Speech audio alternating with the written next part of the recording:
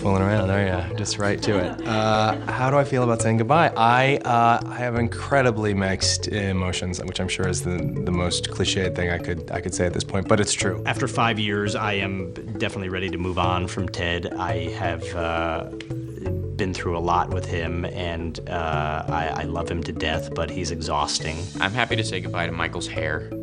I'm happy to say goodbye to Michael's problems. I hate saying goodbye, actually. I mean, we couldn't believe we were making the show in the first place, to be honest. So 5 years is amazing. It feels like it's time to move on to whatever's next in the world and in life. And on the other hand, it's sad. It's sad. I'm just sort of anticipating how I'm going to say goodbye to everybody. Like, what am I going to say to people on our final day of shooting? What's there to say? There's so much to say, yet what can you say? This group of people came into my life for a definite purpose, and I'll love them forever. It's going to be very tough.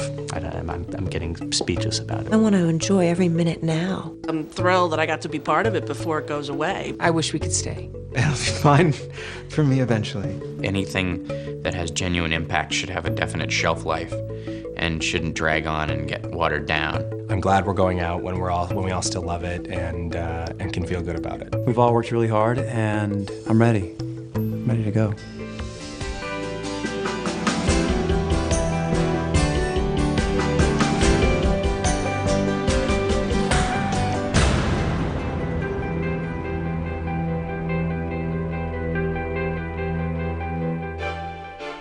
It's been said that an ending is also a beginning. As the Queer as Folk series finale looms, it is only appropriate to look at what the series has accomplished, the doors it has opened that can truly never be closed. Queer as Folk was the very, very first ever television show to deal with the gay community on a serious level. The show invited all of us in and said, and not only do you deserve a place at the table, but you got the whole restaurant. There was a time when African-American programming didn't exist, and it's far from the case now. Queer as Folk has definitely opened the door for more honest portrayals of gay people. Queer as Folk has given some weight to the gay characters on television. You know, before they were fluffy, pull-in Hollywood Squares type of characters, foppish, asexual, kind of silly characters, and never even spoken of as gay, really. You know, they never actually went through with anything. They just kind of, you know. I used to look to, and I'm not kidding, I used to look to Ricky Lake for gay images in the media. That was as good as it got. Those hopped up club kids, you know, who are all, I'm gay, okay. You know, whereas, you know, now there's some anchoring to it. When we first began, we needed posters and the billboards, the print ads, and a lot of things were experimented with. But what the network found was the most effective, which is the words queer as folk on a black field. That word queer, people were intrigued by it, people were frightened by it. The only reason I think they could call Queer Eye for the Straight Guy Queer Eye for the Straight Guy is because Queer as Folk existed. That word was so taboo until it was in our title. You know, when there's been a lot of suppression in a certain area, you have to bust through it. You can't go gently into that night. Queer as Folk has depicted these characters in explicit ways and real ways. I hope that we will be remembered as the first people who dared to give gay people sex lives. You know, we were able to be full, complicated, screwed up, sexual people. And I think now, because of us, you have the L word, and you know, and hopefully after that, then you will have gay characters that are sexualized and humanized that go off into all different sorts of TV shows, and it's just part of the fabric, which is what it should be. I hope that we have left our thumbprint on the negative, you know? I hope that people will think of time before Queer as Folk and time after Queer as Folk. In the last few months, Logo and Here, two networks devoted solely to gay programming, have emerged. But when Queer as Folk began in 1999 as a controversial British miniseries, it really was the first of its kind. Its frank approach to same-sex sex caused a splash large enough to ripple across the Atlantic. But on American shores, such candid explorations of gay life were hardly welcome. Frankly, we're talking about the bottom line here. We're talking about, does it make sense? It's a business decision to finance a television series from the gay perspective. I think that's probably what this show has done the most to influence. We read an article in the LA Times about the British Queer as Folk, and it said, the best show you'll never see on American television. I looked at the British show and almost had heart failure. It was very, very graphic in nature, language, sexuality. It was so cheeky, it was so out there. And there was a rumor going around that Showtime was interested in doing this show. So we said, well, would you consider us? We'd like to, volunteer for the suicide mission. But there has to be a condition, and the condition is it can't be a watered-down version of Queer as Folk. There's no point doing this. And they absolutely agreed with us. Long before Queer as Folk started shooting, it was described as controversial and revolutionary. Long before the media asked, is America ready? The producers wondered, where is everybody? Casting, that was a very interesting process. And so, the ride began. I walked into my first audition, I was like, are we doing this? Because this is crazy, y'all. I got bored. I know, getting your dick sucked can be so tedious. The energy of that first script I read was unlike anything I had read before. I was reading the love scenes going, I can't believe they're gonna do this. This is off the his hook. I didn't say that because we didn't say that back then. It's tired now, but it wasn't even invented then, so it's amazing what happens in 5 years. I first got involved in the show because I knew it would be historic, and it was necessary. If we didn't dive in and do it, who would?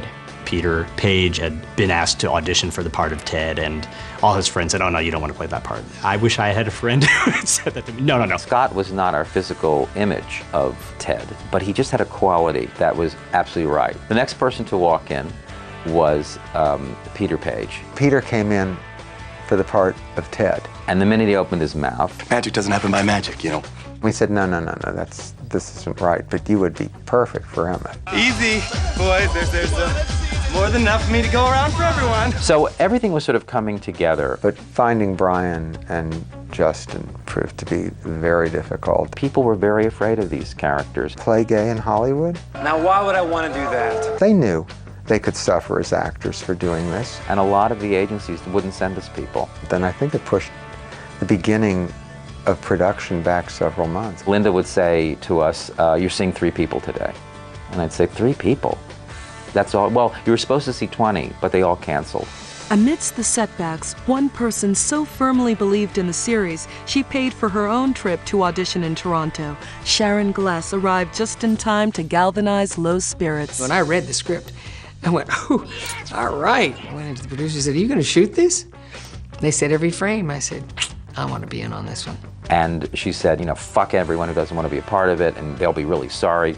And she was just instrumental in getting our energies up, being a cheerleader for the show. How about a nice big thank you? This was one of my first auditions when I got to the city. And then we landed on Randy Harrison, who looked like he was 10. How old are you really?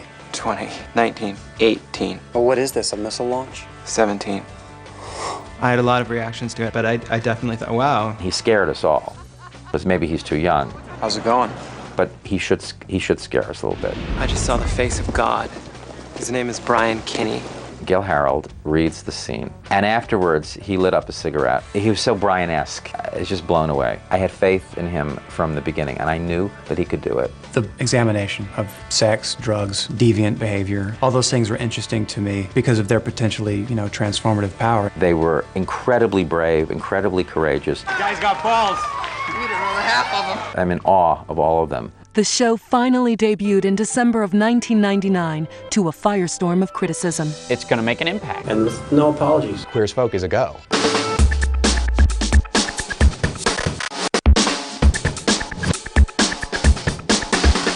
Attacks on the show came in from the right. Mike Haley, a spokesperson for the conservative watchdog group Focus on the Family, claimed the show did a disservice to our youth and culture. They were prepared for bomb threats, when we first went on there. They gave us security briefings, and it was all, oh dear, The only disappointment I have is that we were trying to elect a president in Florida 5 years ago, that embarrassing moment in American history. And there was so much mayhem going on there that nobody even noticed that we'd premiered. So we kind of missed all that horror that we were expecting.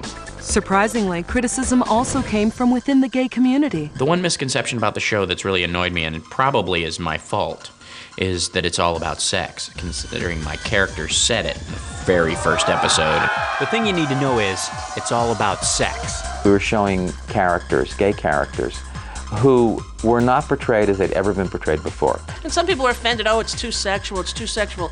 Turn on all my children. I think Susan Lucci's been married 11 times. We wanted them to be three-dimensional and to express themselves sexually. By making sex such a seminal part of the show, it's caused us to be fully represented. It's about gay people and their lives, including their sex lives. I'd rather get laid. A lot of people in the gay community didn't want to see this reflection of themselves. If you don't like the reflection, don't blame it on the mirror. Queer as Folk was always to us a celebration of gay life, warts and all. And nothing else, the repetitiveness of the sex of the show has to make it, just bland eventually. So I hope that it has, I really do.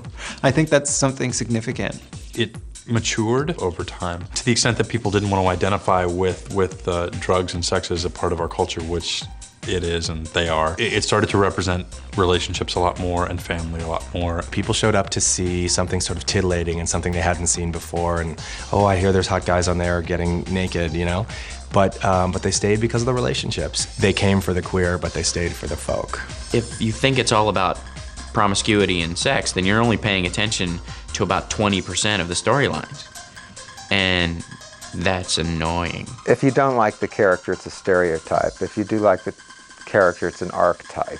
So, but don't tell me these people don't exist. I've known these characters all my life. Queer as Folk remained unapologetic about its full frontal assault on TV barriers. Sex was indeed a big part of the show's identity, but Queer as Folk also never turned a blind eye to issues facing the gay community. San Francisco's mayor may have started the deluge of gay marriages that quickly turned into a national debate, but the series was ahead of the curve. Every minority has fought for their rights. If little old ladies at the turn of the century can get out there in the streets and fought for the right to vote, what's your problem? Everybody made a big deal about the Ben and Michael storyline of getting married in Canada, but the girls had gotten married a year before. We've been handling that issue a lot longer than it's been on the plate. Their husband and husband. Who's he? Our son. How you define a family in this country, it's changing. And we have to accept and embrace families as they present themselves. You two make a beautiful couple. The show's dealing with what's on our news screens right now. The whole exploration of this proposition, mimicking an actual proposition in the States, which seeks to roll back rights that have been won on behalf of gays and lesbians. An entire election was just won based on that issue, in my mind. Sneaking initiatives onto ballots to then get out the conservative vote, I think is what tipped the scales. To get people who watch it to start a conversation about things that have been touched on in the show is kind of the job of a show. Ultimately, I think people will have more respect for you if you're just honest about yourself than if you try and hide or lie, which we're not going to do. AIDS is epidemic, it's a big problem. Never let anyone fuck you without a condom. There's barebacking everywhere. There is crystal meth use everywhere. You want to be beautiful?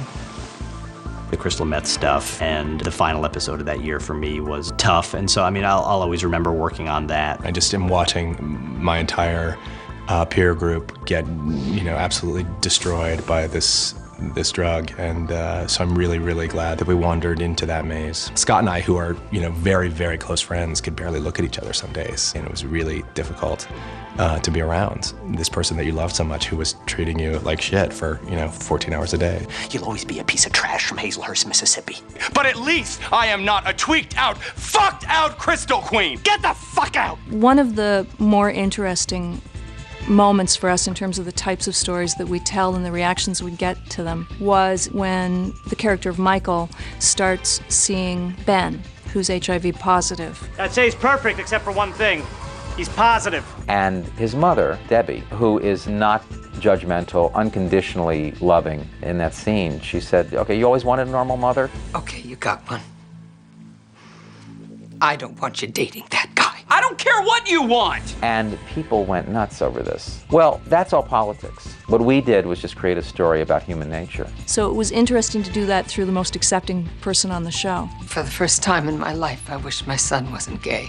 The episodes with Michael coming to terms with having sex with Ben when he has HIV really threw the audience for a loop. We got a lot of hate mail because Michael wouldn't do it right away. And I think the healthiest thing is when you play out a storyline as real as possible and then let the audience have whatever reaction they will have. Brian's father's death, I think, is one of the best episodes we've ever done. There's that image at the very end when Gail takes his father's bowling ball and bowls it down the street into the fog, and he just stands there with his arms up, just like, I'm finally fucking free. So long, Jack.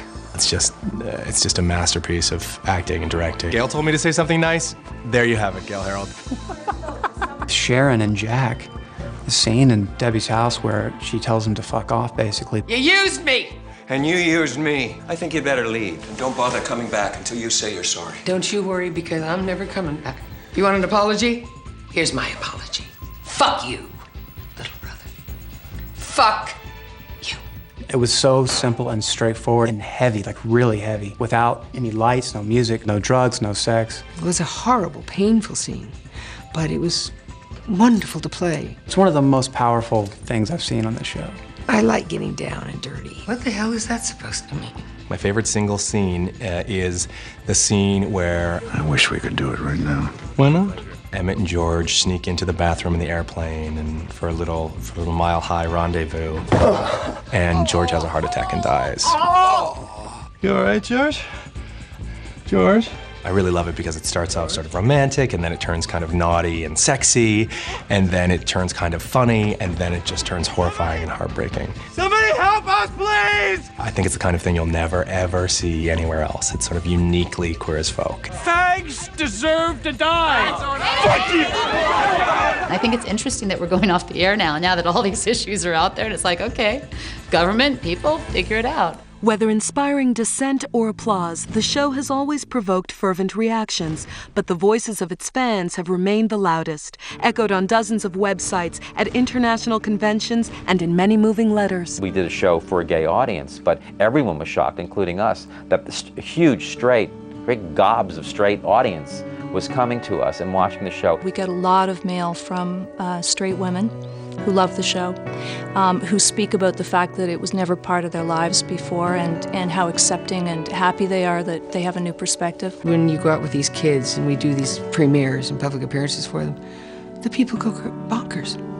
I mean, bonkers. For me, that was shocking. And it was very hard to process. We get responses and letters all the time from individual people who have been personally affected, and that's what matters. There's so many gay people in the country who don't have much connection to a larger world. I think it's very important for them. I knew that it was going to have the potential to reach Middle America. For me, it's been the sadder circumstances that have made me aware of the impact of the show. The first season started airing, and I got a letter from a kid in Nebraska. He was the only gay person he knew, and he saw our show, and he felt like he belonged to something for the first time in his life. The first time it hit me, it was the first season. We shot 3 days straight, and I was in like every scene. I remember by the third day, I was just like going a little crazy, and I went back into my dressing room, and there was a letter there. And out fell this little picture of this little boy named Brady. At the very end of the letter, she said, the bottom line is you're making this country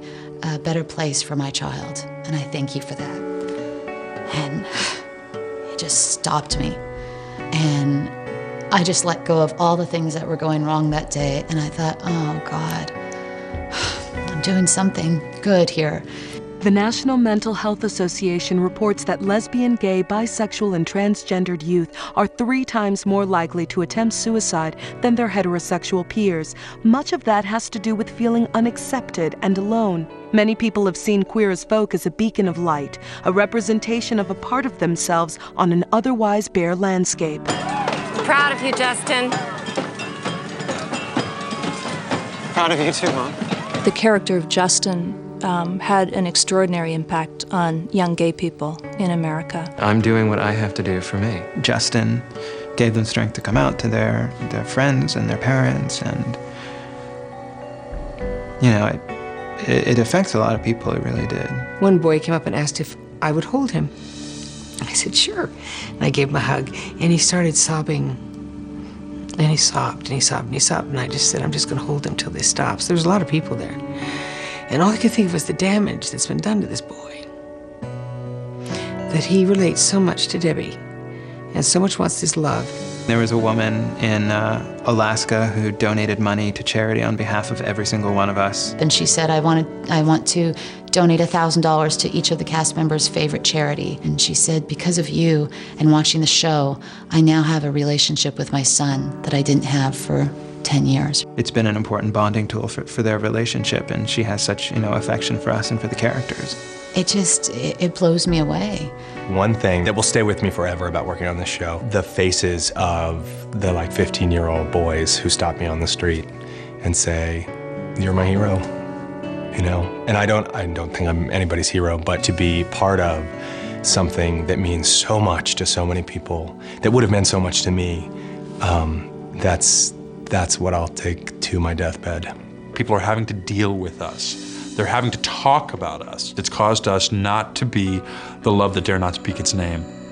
And that's incredibly healing.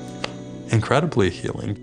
The creators and cast of Queer as Folk have been rewarded not only by knowing that they've touched lives, but by knowing they've shared something very special together. We have more of a relationship than just being an actor on the set. We all moved up here to a new town, a new country. We all came here together. We took each other shopping for furniture. We were here together during 9/11. I mean, we all banded in one person's apartment, As an actor for 12 years, what I always said that I most wanted to find was a family. Then Queer as Folk happened, and I felt that. Everyone's put so much of their time and energy and love and dedicated a big part of their lives to this show. And every single member of our crew who we beat down with snow and rain and 18-hour days, and they come back year after year for more, I guess kind of speaks something. I mean, we're together all the time, and just the makeup trailer, that's where my day begins for me, and that's my safe place. I've absolutely loved doing the show. I've loved everyone that I'm working with. There are moments when it has really been great all across the board. There are some really cool people in the world, and I've worked with them, so. From Rosie and Cyndi Lauper, who come and say they've never been on a set like this before. I went home and I was so excited. I said to Kelly, God, maybe I would think about doing a series. It's so fun. I loved it. Honestly, I'm gonna get verklempt, but she's like, just remember, you only did 2 days, and then you went home and you slept for 14 hours. I will say this. This season there's a lot funnier outtakes. There's been a lot of hijinks this year. A baby needs to be with its sick mother. What? Practically every guy at the state. Oh, Peter Page, come on. Your ass is hanging out. First time I ever had to slap Hal Sparks. I couldn't do it.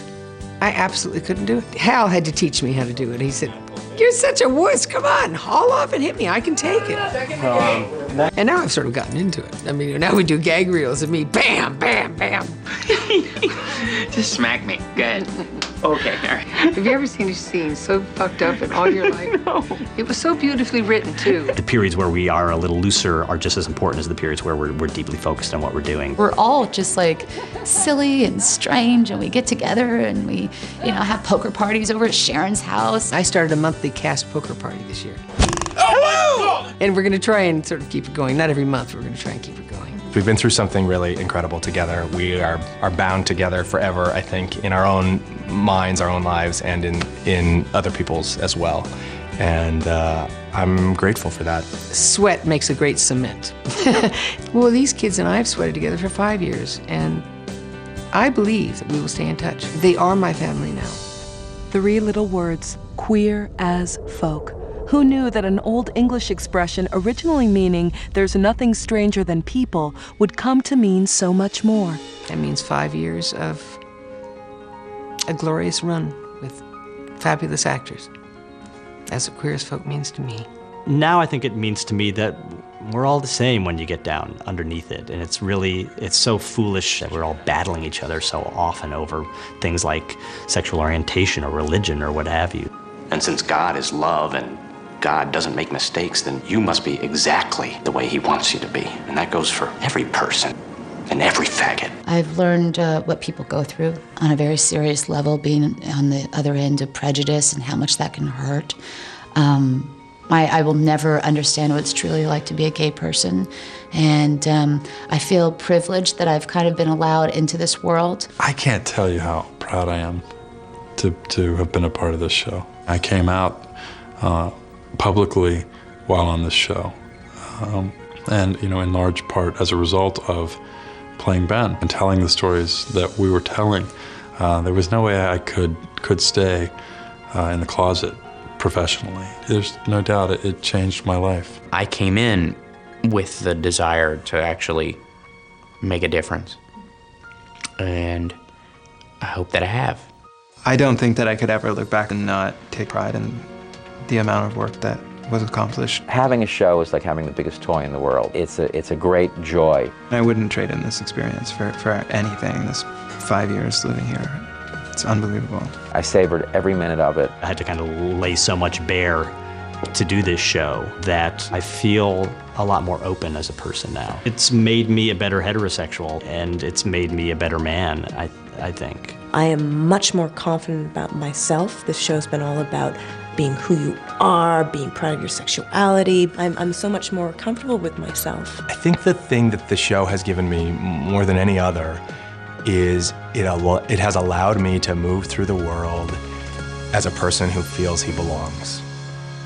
And I didn't feel that way before. It exploded through the closet doors, making Defiance an anthem. That song became a wave of change, transforming television and touching lives. Some knew they were building something powerful, but no one expected to build something more, a legacy. The show that dared deserves so much more than a cliche, but it's true. All good things must come to an end, and the time has finally come for saying goodbye.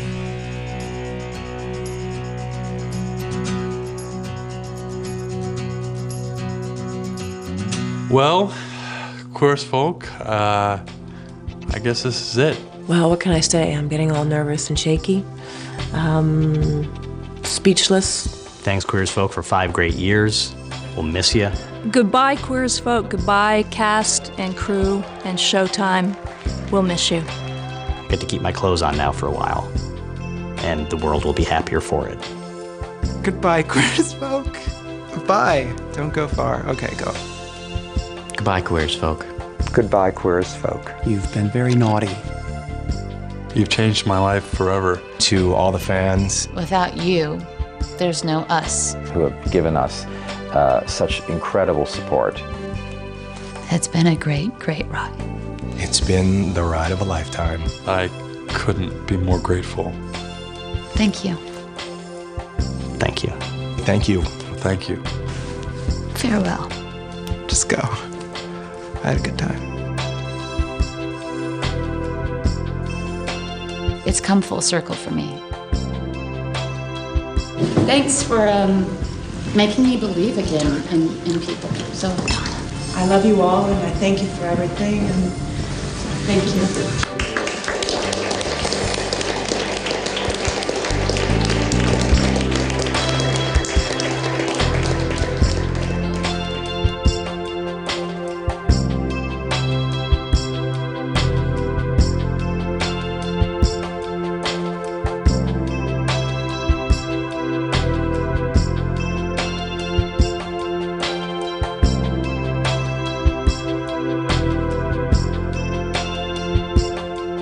It has been an honor for me to work with all of you, and I thank you very, very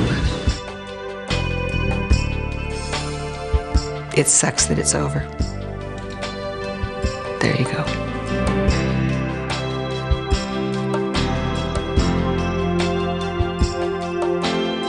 And now, stay tuned for the series finale of Queer as Folk.